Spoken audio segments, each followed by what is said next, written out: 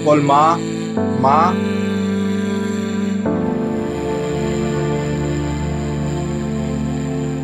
मैं जब जोधपुर पहुंचा उस समय की परिस्थिति तक हमें एमआरआई की रिपोर्ट मिली थी सर। एमआरआई में एक्यूट नेक्रोटाइजिंग एंसेफेलोपैथी करके एक बीमारी है, ANEC, न्यूरोलॉजिकल डिसऑर्डर है सर ये।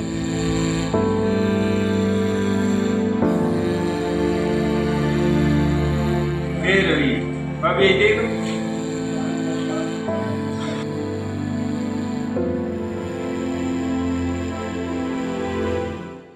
कुछ कहानियाँ केवल घटनाएं नहीं होती, वे इंसानियत, संघर्ष और उम्मीद का जीवंत प्रमाण बन जाती हैं। रविंद्र की कहानी भी ऐसी ही एक कहानी है, जिससे नव चेतना को केवल एक संस्था नहीं बल्कि एक परिवार के रूप में स्थापित किया। करीब 4 महीने पूर्व रविंद्र के पिता सावंताराम बेनीवाल की एक हादसे में मौत हो गई। इस घटना ने पूरे परिवार को अंदर तक तोड़ दिया। घर की आर्थिक स्थिति पहले ही सामान्य थी, लेकिन पिता के चले जाने के बाद परिस्थितियां अत्यंत गंभीर हो चली। ऐसा लगने लगा मानो बच्चे की शिक्षा और भविष्य पर प्रश्न चिन्ह खड़ा हो गया। रविंद्र, रोशनी और पूजा, ये तीनों मासूम बच्चे अचानक जीवन के सबसे कठिन दौर में पहुंच गए। ऐसे समय में नवचेतना वेलफेयर सोसाइटी ने न केवल सहानुभूति दिखाई बल्कि परिवार के साथ खड़े रहने का फैसला किया। बच्चों की शिक्षा को लेकर नवचेतना की ओर से प्रयास किए गए। निकटवर्ती निजी विद्यालय अमर आदर्श स्कूल के निदेशक रावल राम सारण से निवेदन कर तीनों बच्चों की शिक्षा कक्षा 12वीं तक निःशुल्क सुनिश्चित करवाई गई। इस दिशा में रावल राम का योगदान अत्यंत प्रेरणादायक और अनुकरणीय रहा।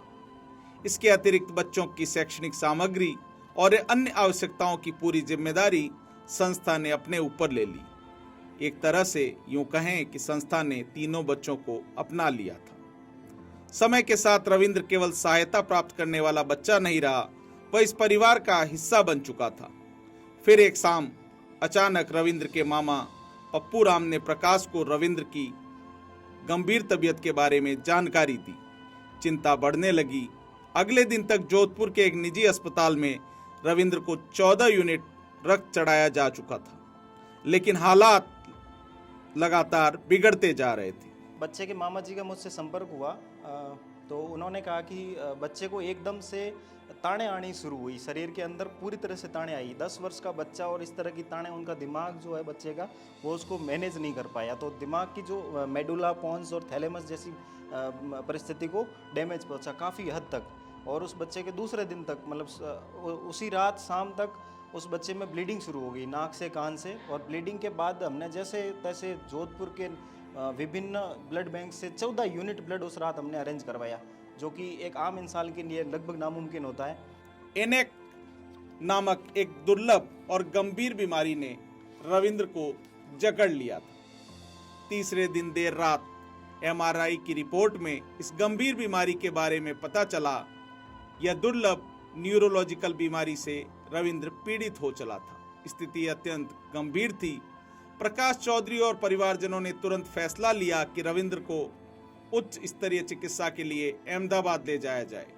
रैपिड एम्बुलेंस की सहायता से 8 घंटे को रास्ते को ग्रीन कॉरिडोर बना के 5 घंटे 40 मिनट में पूरा किया गया। हर पल कीमती था। अहमदाबाद के अत्याधुनिक निजी अस्पताल में पहुंचने के बाद स्थिति और भी चुनौतीपूर्ण हो गई। यह अस्पताल दक्षिण एशिया के सबसे उन्नत और महंगे अस्पतालों में गिना जाता था। प्रथम दृष्टया अस्पताल प्रशासन ने भी परिस्थिति की गंभीरता को देखते हुए हाथ खड़े कर दिए। एक तरफ रविंद्र की जिंदगी दांव पर थी, दूसरी तरफ उपचार का अत्यधिक आर्थिक दबाव। उस समय तक प्रकाश चौधरी, अशोक बेनीवाल अपने स्तर पर आर्थिक व्यवस्था करने का प्रयास कर रहे थे, लेकिन डॉक्टरों द्वारा बताई गई अनुमानित राशि कल्पना से कहीं अधिक थी। हम जाइडस हॉस्पिटल, जो एशिया का इस बीमारी का लगभग सबसे बड़ा हॉस्पिटल है, एक ही वो मकसद था कि उस बच्चे को यान के प्रकार बचाया जाए। जब मैं घर से निकला तब मैं सबसे ज़्यादा, मेरा जो मोटिवेशन है, मैं अपने पिताजी को मानता हूँ। मेरे पिताजी ने मुझे बस एक ही सीख दी है कि बेटा, आप अपनी आखिरी कोशिश करो। आखिरी कोशिश में भी आप अगर असफल होते हो तो उससे आपको सीख मिलेगी, है ना। तो सर पिताजी का थोड़ा वैसे था कि हाँ मैं संभालता हूँ, जो इतना जितना हो पाता है। इनिशियल स्टेज पे हमने शुरू किया अपनी तरफ से, जितना हो पाए अपनी टीम की तरफ से हमने कोशिश करी, जो भी जितना हो पाया। समय बहुत कम था। प्रकाश ने अपने पिता मग्गाराम चौधरी को अपनी चिंता बताई। उस समय उन्होंने हौसला देते हुए 1 लाख रुपए प्रतिदिन भेजने के लिए हाँ कर दिया। कुछ हिम्मत बंदी, लेकिन जीवन बचने की संभावनाएं तब भी न्यूनतम थी। ऐसे समय में सूझबूझ और समझदारी से मुहिम सेव रविंद्र का मोड़ लिया। ऐसी कठिन परिस्थिति में प्रकाश चौधरी ने बिना देर किए सोशल मीडिया के माध्यम से रविंद्र के लिए एक भावनात्मक अपील जारी की। यह केवल एक वीडियो नहीं था, वह इंसानियत को जगाने की पुकार थी। शाम तक नवचेतना वेलफेयर सोसाइटी की पूरी टीम मैदान में उतर चुकी थी। सिर्फ 1 घंटे में 6000 से अधिक लोगों तक अभियान पहुंच गया। सहयोग शुरू हुआ, लेकिन अभी भी पर्याप्त नहीं था। लगभग 1 सप्ताह तक सोशल मीडिया इन्फ्लुएंसर्स और स्वयं सेवकों के माध्यम से टीम नवचेतना ने प्रत्यक्ष और अप्रत्यक्ष रूप से करीब 3 मिलियन लोगों तक अपनी पहुंच बनाई। करीब 12,000 लोगों ने किसी न किसी रूप में अपना समर्थन और सहयोग प्रदान किया।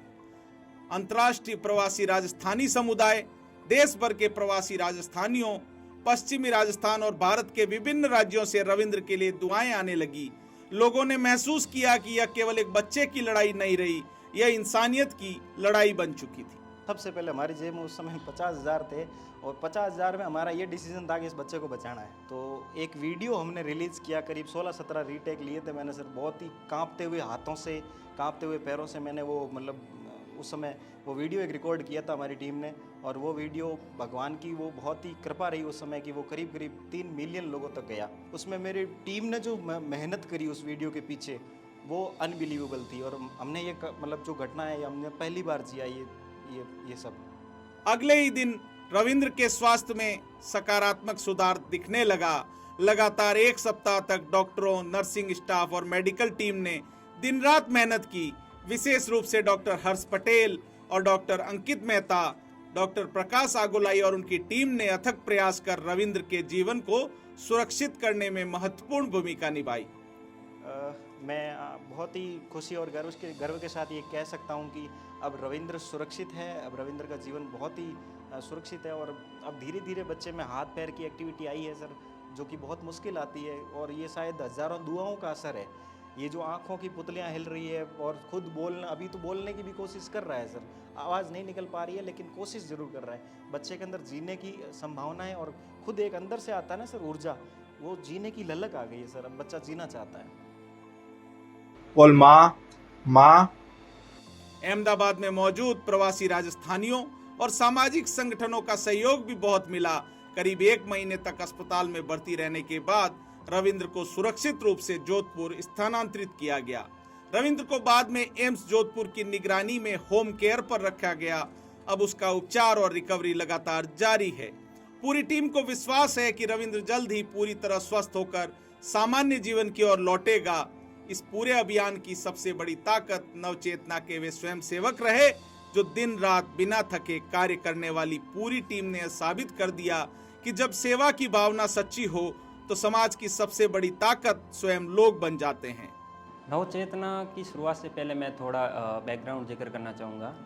कोविड का दौर था। कोविड के दौर से पहले मेरे साथी प्रकाश चौधरी और भरत आंजना के साथ में हम व्हाट्सएप ग्रुप के माध्यम से कुछ एक्टिविटी करते थे और उसमें हमें खुद को मोटिवेशन मिलता था। पढ़ाई के दौरान ये चीज़ें हम कर रहे थे।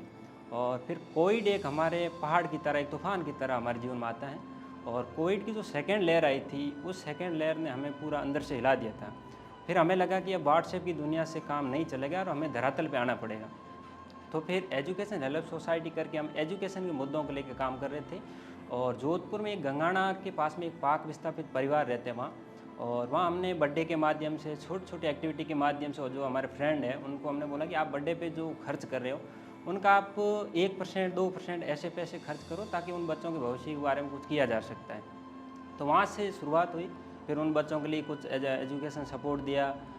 फिर कोविड के दौर में हमने धरातल पे उतरे और फिर ब्लड डोनेशन जैसी सारी एक्टिविटी हमारे क्षेत्र में की। नवचेतना का रूप फिर उनके बाद में आया। फिर हमें लगा कि अब केवल एजुकेशन या फिर हम अधिकार बेस्ड से ही काम नहीं चलेगा, हमें और मजबूत होने की ज़रूरत है और इसके लिए हमें टीम बनानी बहुत ज़रूरी, क्योंकि हम उस समय बहुत कम लोग थे, सीमित लोग थे और हमारा एक प्रयास ही था, एक दूसरे सीख ही रहे थे।